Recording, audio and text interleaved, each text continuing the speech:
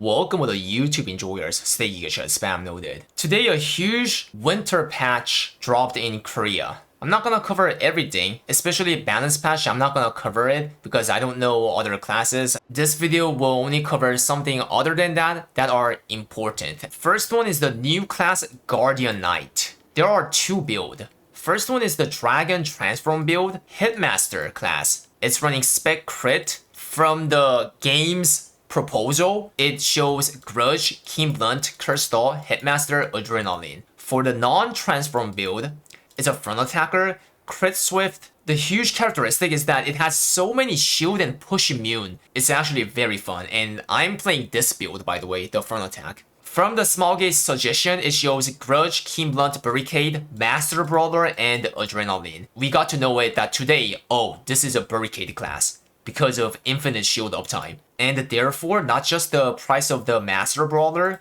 but also the Barricade increased. Like that, skyrocketed. So this is how roughly I can show for now. Later, I will try to make a detailed video about maybe both of them. Alright, this time the class skin for this new class. Right, so this one is the Founder's skin. And this one is 7th anniversary. And this one is the legendary skin. We also have Arc Pass skin, which has two different versions. This one is the brighter version, and the darker version is like this.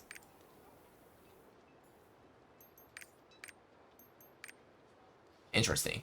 Year 4, 11 to 14. So this is from 1640 to 1660. They added the Shard EXP alleviation research from the Stronghold. And advanced toning also got nerfed from 1 to 20, as you guys know. In general, a lot of the materials and also guild got nerfed by a lot. And another thing that's interesting is there's a Express exclusive buff. So this is the new Express, and if you see here, it says from 11, which is 1640, to 18, which is 1700. The cost of the materials decreases by furthermore, and the success rate increases. And not just that, this part is gilded. The orbs, right here, they get doubled when you click it, see?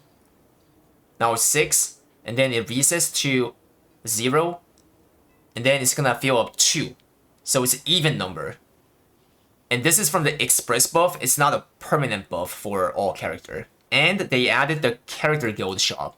So here, this green one. These are all character bound. The first one is level 7 bound gem, which you can buy up to 5. Not weekly, it's permanent per character up to 5. Each is 20k. These two are weekly. This one is accessory, which guarantees single high, 30k each.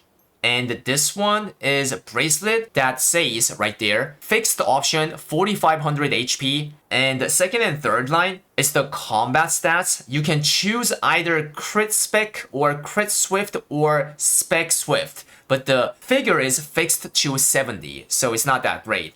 And fourth line, weapon power low roll 7200, and last one, the double liner of the weapon power low roll, weapon power 6900. Into every 30 seconds, the weapon power increases by 130, that thing. And lastly, legendary Arc Grid Core selection chest with 3 of the purple Astro Gem selection chest as well. 40k. One time on that character. This shop is for the character who just reached a certain point, but they have nothing. So you pay these much amount of guild and try to get the temporary ones that you can use for now. And later, get better ones. Act 2 and Act 3 got solo mode. I haven't tried it yet, but solo mode are always easy and they should have made it well. One thing that's very noticeable on the solo shop is 30 karma every week and 20 hard module material every week. Next one, weekly Unatisk rework. So right here, this arrow is the thing. So there are 2 tabs. The first tab is called progression mission, something like that. There are 8 stages. They throw you some missions and you complete all of them and get, these kind of some reward. If you complete them, then that's it for this first tab. The second tab is weekly. So it's pretty much same as weekly Una task. You clear 3 out of these any mission. You don't have to accept it. You just have to do it and it automatically completes. And by clearing them, you can select 1 out of these 4 reward. This one is quality stone and this one is selection, ability stone. Another difference is you don't get the weekly Una token. The ones that you change for the gold. That one is moved to Chaos Gate. So I assume that if you do the Chaos Gate for a certain time, then with that, you can exchange the bound gold. AI stone cutting. Up here, there's a AI button. And if you just one click it, then the result comes out. Like that. 764. On the invent right now, there are a lot of people flexing that they got 97 stone. Yeah, this guy right here on the invent. AI stone cutting 99 stone. Legit engraving, by the way. That's crazy. So you can skip through 10 times on honing, special honing, quality tab, and karma. So this is my karma that I did today. If you see here, you click this and consumes 10 and it says you just succeeded on the first pull. And click again. All 10 of them failed. OM. So Elixir Transcendence, they all moved to evolution page of the Arc passive. The original 4th tier went to 5th tier like this.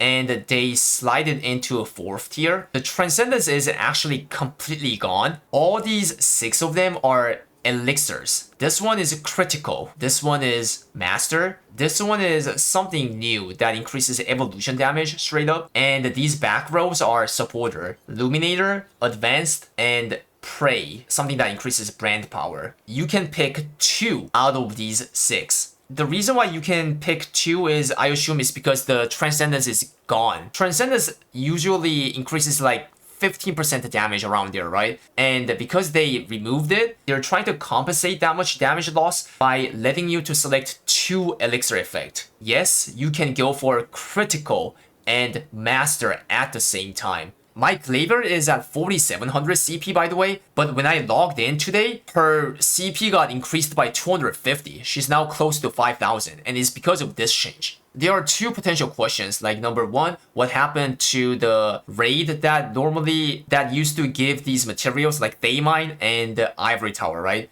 They actually don't give anything, as you see, just giving gold. And the Ivory Tower, same, giving gold. And the second question is, what happens to the existing, bottles, catalyst, all those materials? They turned into solo token. I didn't have any token in this account, but instantly I had 110k. Alright, next one, Argos event and event shop. So I attended to this Argos. It's actually super goated. So see here, yeah, all the bozos falling off like that. The patterns are same as the Argos. Some of the patterns are actually different that I've never seen.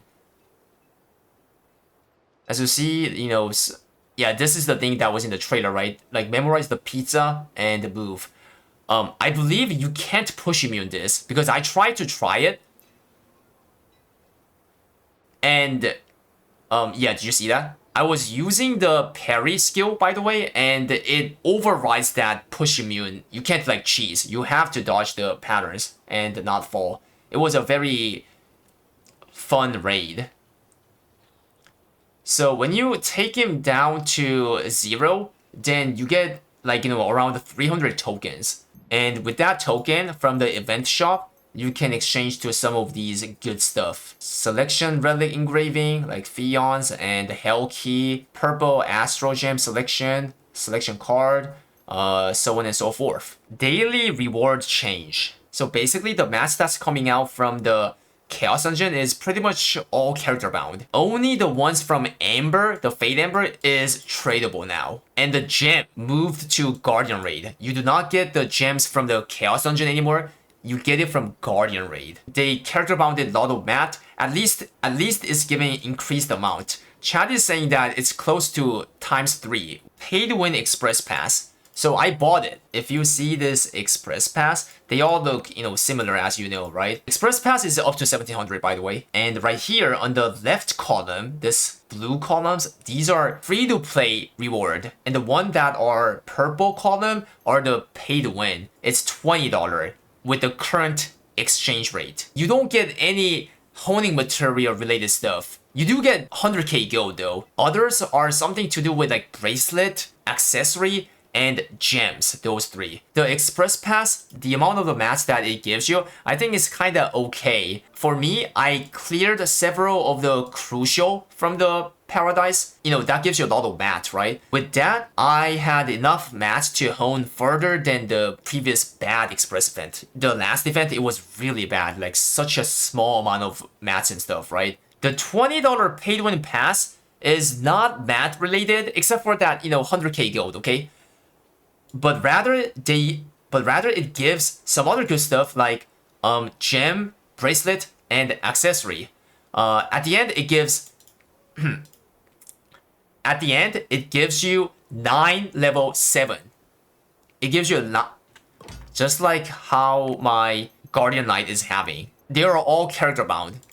This part is what I got really surprised, the accessory part. So I have this relic accessory that I have here. They give you mid, high accessory on all 5 parts. Mid outgoing damage, mid additional damage, high flat attack power. Same goes for the earring, mid attack power percentage, mid weapon power, and high flat attack power. Ring, mid crit damage, mid crit rate, and high flat attack power. All 5 of them. But then you might say, but it's relic memo, right?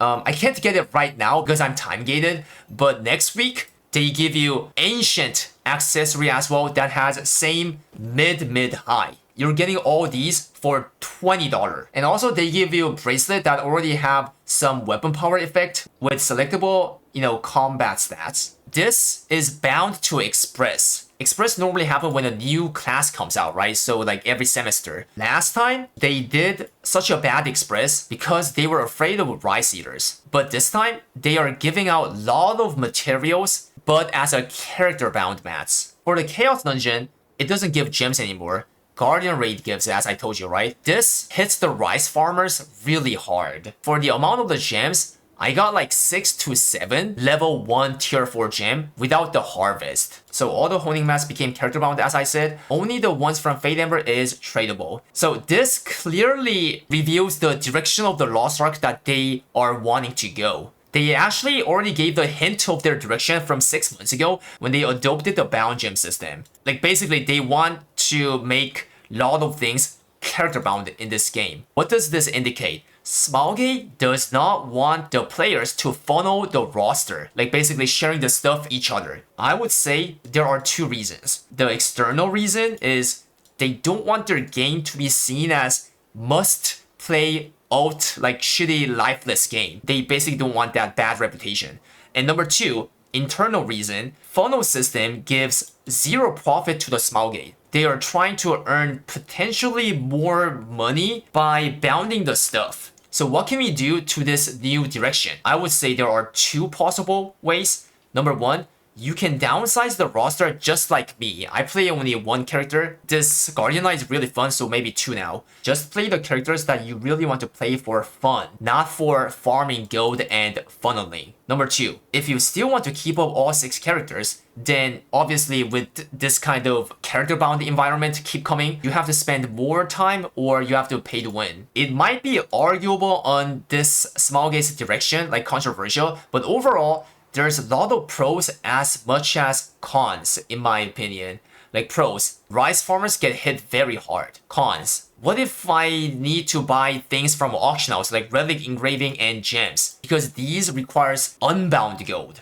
Alright, anyways, thank you so much for watching all the YouTube enjoyers and Twitch and YouTube.